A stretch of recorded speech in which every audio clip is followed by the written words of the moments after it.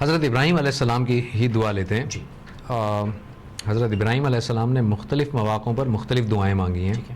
ایک کا ہم نے ذکر کیا تھا. ایک اور دعا لیتے ہیں اور اس میں آپ دیکھیں کہ حضرت ابراہیم علیہ السلام اپنے لیے نیک نامی مانگ رہے ہیں, علم اور دانش مانگ رہے ہیں. یعنی عام طور پر یہ سمجھا جاتا ہے کہ ارے بھائی یہ کوئی مانگنے کی چیز ہوتی ہے یا یوں ہے بس اللہ تعالیٰ سے دولت مانگ لو, رزق مانگ لو, یوں مانگ لو. نبی صلی اللہ علیہ وسلم نے فرمایا تھا کہ اللہ تعالیٰ ہی سے ہر چیز مانگو, خواہ تمہیں جوتے کے تسمے چاہیے ہوں, جو ڈوری ہوتی ہے نا جوتے کی, خواہ تمہیں جوتے کے تسمے ہی کیوں نہ چاہیے ہوں اور خواہ تمہیں اپنے کھانے کے لیے نمک ہی کیوں نہ چاہیے ہو. یہ نبی نے یعنی تعلیم کا انداز ہے, بتانے کا مقصد یہ ہے کہ چاہے چھوٹے سے چھوٹی چیز ہو جسے تم بہت حقیر سمجھتے ہو یا چاہے بڑے سے بڑی چیز ہو, اللہ کے آگے مانگنے سے شرمندہ نہ ہو, اللہ سے مانگو ہر چیز, دینا اسی نے ہے, دینا اسی نے ہے. تو یہ حضرت ابراہیم علیہ السلام کی وہ دعا دیکھتے ہیں.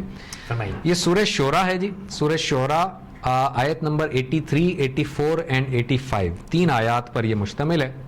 حضرت ابراہیم علیہ السلام فرما رہے ہیں ربی حبلی حکما والحقنی بالصالحین, اے میرے پروردگار, اے میرے رب, مجھ کو علم اور دانش عطا کر. حکم کا مطلب حکمت, وزڈم. مجھے علم اور دانش عطا کر. والحقنی بالصالحین, اور مجھے نیک لوگوں میں شامل کر. کون دعا مانگ رہا ہے؟ ابو الانبیاء. اور ابو الانبیاء دعا کیا مانگ رہے ہیں کہ یا اللہ مجھے نیک لوگوں میں شامل کر دے. عاجزی اور انکساری کی حد دیکھیں آپ. پیغمبر دعا مانگ رہے ہیں کہ حالانکہ ہم چاہیں گے کہ پیغمبر کی اس میں معیت میں ہو اور پیغمبر کی ہمارے ساتھ جو ہے وہ ہم اس میں شامل ہو جائیں, لیکن پیغمبر یہ دعا مانگ رہے ہیں کہ یا اللہ مجھے صالحین لوگوں میں شامل کر, مجھے ایسے لوگوں میں شامل کر جو تیرے نیک بندے ہیں, اور مجھے عطا کیا کر, مجھے علم اور دانش عطا کر, مجھے نالج عطا کر اور مجھے وزڈم عطا کر. ربی حبلی حکما والحقنی بالصالحین, بہت مختصر سی دعا ہے اور یہ یاد رہنے والی دعا ہے. اس کی سچویشن کیا ہے اگر اس بارے میں مجھے بتا سکیں؟ اس کی سچویشن وہی ہے, یہ اصل میں پورا ایک اس میں چل رہا ہے. حضرت ابراہیم علیہ السلام جو ہے نا وہ مختلف فیزز سے گزر رہے تھے کہ جب ان کے جو قبیلہ تھا وہ جب انہوں نے آنکھ کھولی تو وہاں پر بتوں کی پرورش, بتوں کی پوجا ہوتی تھی, بتوں کو بنایا جاتا تھا, اس کی پوجا کی جاتی تھی. لیکن حضرت ابراہیم علیہ السلام بچپن ہی سے اس طرف مائل نہیں ہوئے. ان کو صحیح بات معلوم نہیں تھی لیکن ان کا دل گواہی نہیں دے رہا تھا کہ یہ چیز ٹھیک ہے, اور وہ غور و خوض کیا کرتے تھے, سوچا کرتے تھے, فکر کرتے تھے. اور اگر آپ سورہ آل عمران اور سورہ بقرہ کا مطالعہ کریں تو آپ کو پتہ چلے گا کہ حضرت ابراہیم علیہ السلام مختلف مواقع پر اپنے آپ سے کوشچنز کیا کرتے تھے. کبھی کہتے تھے کہ یہ ستارہ جو ہے یہ میرا رب ہے, پھر دیکھتے تھے کہ ستارہ جو ہے وہ دن کے وقت ختم ہو گیا, غروب ہو گیا, تو کہتے تھے نہیں میرا رب غروب ہونے والا تو نہیں ہو سکتا, میرا رب ایسا نہیں ہو سکتا جو ڈھل جائے. پھر کہا کہ یہ چاند جو ہے نا یہ میرا رب ہے. دیکھا چاند بھی غروب ہو گیا, ختم ہو گیا, تو کہا نہیں چاند میرا رب نہیں ہو سکتا. پھر جب سورج کو دیکھا, یہ میں اپنی بات نہیں, یہ قرآن کے الفاظ ہیں, اور قرآن میں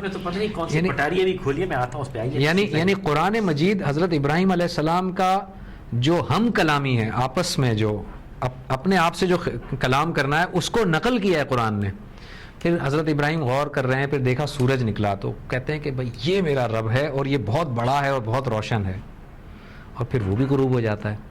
تو پھر حضرت ابراہیم علیہ السلام کہتے ہیں کہ انی وجہت وجہی للذی فطر الناس, کہ میں بس اپنا رخ, اپنی یکسوئی اس کائنات کی رب کی طرف کر لیتا ہوں جو اس کائنات کو پالنے والا ہے اور اس کائنات کا رب جو پتہ نہیں کون ہے, جو پتہ نہیں کون ہے. یعنی وہ مسلسل جستجو میں لگے ہوئے ہیں حق بات کو تلاش کرنے کے لیے.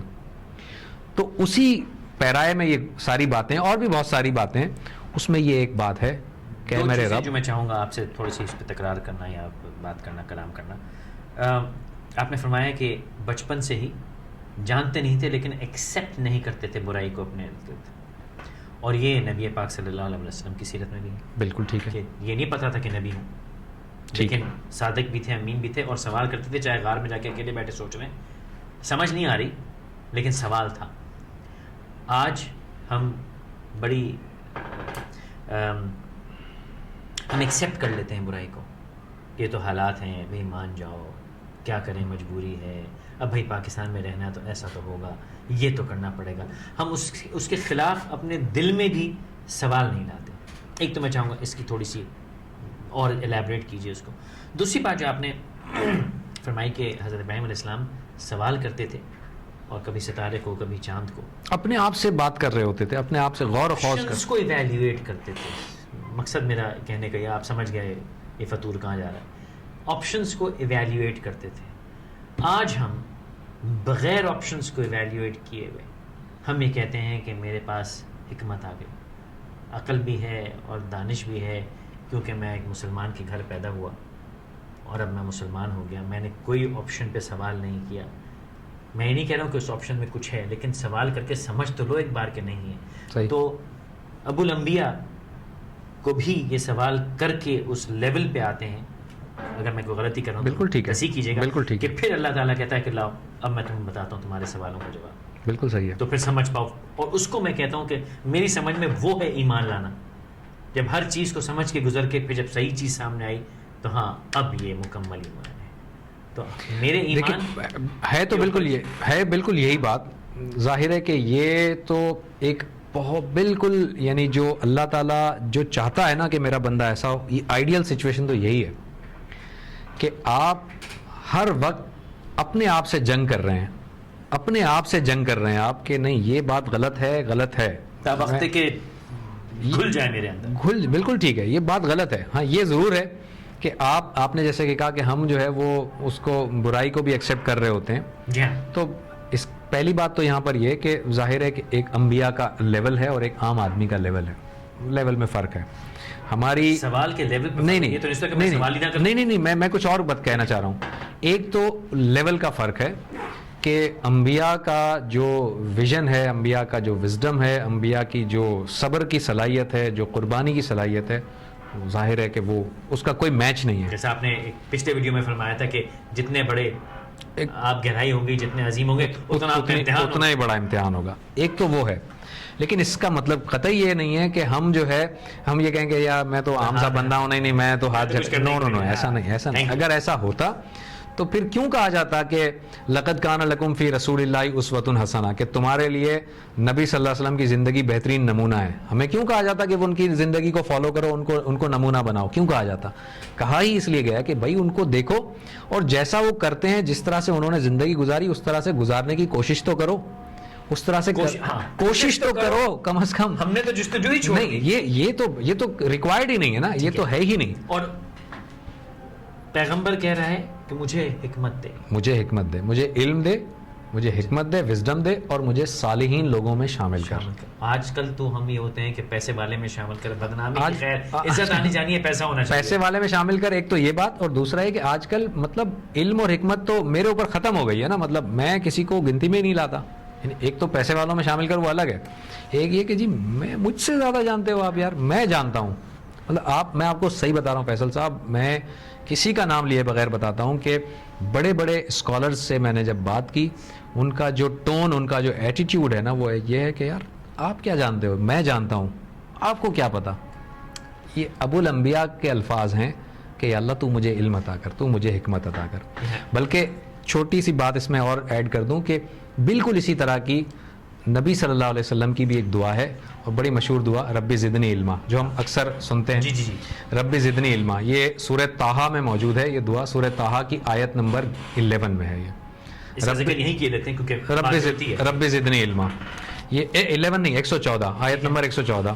نبی صلی اللہ علیہ وسلم خود فرما رہے ہیں کہ اے اللہ میرے علم میں اضافہ فرما. زدنی یعنی بڑھا میرا علم. رب زدنی علما، یا اللہ میرے علم میں اضافہ فرما. ہم یہ عقیدہ رکھتے ہیں، ہمارا یہ ایمان ہے کہ نبی پاک صلی اللہ علیہ وسلم کو اللہ تعالیٰ نے جتنا علم اور جتنی دانش دی تھی دنیا میں کسی کو نہیں دی تھی. اس کے باوجود آپ دعا کر رہے ہیں یا اللہ میرے علم میں اضافہ فرما. جو بات میں کہنا چاہ رہا تھا، میں بڑا خوش نصیب ہوں کہ آپ نے یہ بات کر دی. مجھے آج پھر حافظ محمود الحسن یاد آ رہے ہیں. وہ یہ کہتے تھے کہ یہ عالم دین کیا ہوتا ہے بھائی، طالب علم بھی بن جاؤ تو بڑا تم میں کمال ہو جائے گا.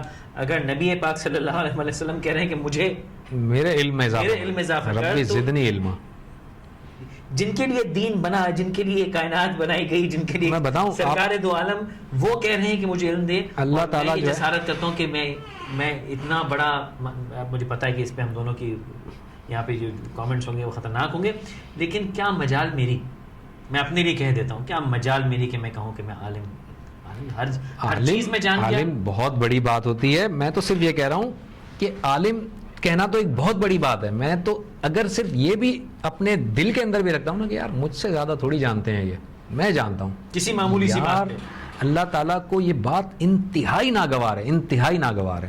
میں آپ کو ایک چھوٹا سا واقعہ ہمارے ناظرین کی دلچسپی کے لیے بتا دوں, گو کہ اس کا تعلق دعا کے ٹاپک سے نہیں ہے. حضرت موسیٰ علیہ السلام اپنی قوم میں موجود, یہ جو بنی اسرائیل کی جو روایات ہیں ان روایات کے ریکارڈ کی روشنی میں بتا رہا ہوں, یہ قرآن کے اندر نہیں لکھا. حضرت موسیٰ علیہ السلام اپنی قوم کے درمیان موجود تھے, تو قوم کے لوگ اکثر سوالات کیا کرتے تھے, اوٹ پٹانگ سوالات بھی کرتے تھے, الٹے سیدھے سوالات کرتے تھے. کسی نے حضرت موسیٰ علیہ السلام سے پوچھا کہ یا رسول اللہ, آپ یہ بتائیے کہ اس وقت دنیا میں علم کس کے پاس زیادہ ہے, سب سے زیادہ علم کس کے پاس ہے؟ حضرت موسیٰ علیہ السلام یہ سمجھے کہ میں چونکہ پیغمبر ہوں اس دور میں اور پوری قوم کا میں پیغمبر ہوں, تو میرا علم جو ہوگا وہ سب سے زیادہ ہوگا ان تمام لوگوں میں. تو حضرت موسیٰ علیہ السلام نے کہا کہ میرا علم, وہ کسی گھمنڈ کسی تکبر میں نہیں کہا تھا, انہوں نے ویسے ہی کہہ دیا کہ چونکہ یہ پوری قوم جو ہے اس کو میں لیڈ کر رہا ہوں اور میں اللہ کا پیغمبر ہوں تو میرا علم زیادہ ہوگا. انہوں نے اس طرح کہہ دیا. اللہ تعالیٰ نے ان سے یہ کہا کہ آپ جائیے فلاں جگہ پر جائیے اور میرے بندے سے ملیے جس کو میں نے اپنی طرف سے علم دیا ہے, ملدنی, یعنی کہ میں نے اپنی طرف سے اسے علم دیا ہے, اس سے ذرا جا کر ملیے. پھر وہ پورا واقعہ شروع ہوتا ہے کہ آپ پہنچتے ہیں اور حضرت خضر علیہ السلام سے ملاقات ہوتی ہے, تو وہ لے کے چلتے ہیں اور وہ علم کی ایک دوسری ڈائمنشن بتاتے ہیں کہ بھائی یہ بھی علم ہے. اور ایسا علم ہوتا ہے, علم میں سمجھ بھی شامل ہے, ایسا علم ہوتا ہے وہ کہ جو حضرت موسیٰ علیہ السلام کی تو یعنی اس وقت سمجھ ہی نہیں آتا کہ یہ کیا بات, یہ کیا ہو رہا ہے یہ معاملہ. تو اللہ تعالیٰ نے صرف ایک جھلک دکھائی اور یہ بتایا کہ کس کے پاس کتنا علم ہے وہ اللہ ہی جانتا ہے. کوئی یہ شخص دعویٰ نہیں کر سکتا کہ میرا علم سب سے زیادہ ہے اور سب سے فائنل میں ہی ہوں. آپ شائستہ الفاظ استعمال کرنے میں ہلکا کہوں گا, طبیعت صاف کر دیا لینے کے بھائی جان. میں خیر اس طرح سے تو نہیں کہوں گا, میں اس طرح کہہ رہا ہوں کہ ہم جب اس اکڑ میں آتے ہیں کہ ہم کہیں پہنچ گئے یا بات کو سمجھ گئے تو یاد رکھنا چاہیے کہ پیغمبر بھی علم مانگ رہے ہیں. بالکل نہیں ہو سکتا. اور ایک بات اور ہمیں سمجھ لینی چاہیے کہ آج ہم میں سے کوئی بھی شخص, چاہے وہ کتنا ہی بڑا عالم دین کیوں نہ ہو, کتنا ہی بڑا عالم دین کیوں نہ ہو, بہرحال وہ پیغمبر نہیں ہے. پہلی بات, جب وہ پیغمبر نہیں ہے تو اس کا مطلب اس کا جو علم ہے وہ وحی پر مبنی نہیں ہے, اس پہ کوئی وحی نہیں آتی. لہٰذا اگر کوئی شخص یہ اصرار کرتا ہے کہ جو میں بات کر رہا ہوں وہ اٹل ہے اور وہی حتمی ہے اور وہی صحیح ہے, تو وہ غلطی پہ ہے. ہاں, اسے یہ کہنا چاہیے کہ بھائی میری انڈرسٹینڈنگ کے مطابق یہ ایسا اوپینین ہے, میں یہ سمجھتا ہوں, آپ کے انڈرسٹینڈنگ میں یہ ٹھیک ہے, صحیح ہے, آپ کے دلیل اپنی جگہ پر, لیکن میں اگر فائنل سمجھنے لگوں تو وہ غلطی ہے, وہ گڑبڑ ہو جائے گی. یہاں پہ اس کا اختتام کرتے ہیں, اگلی دعا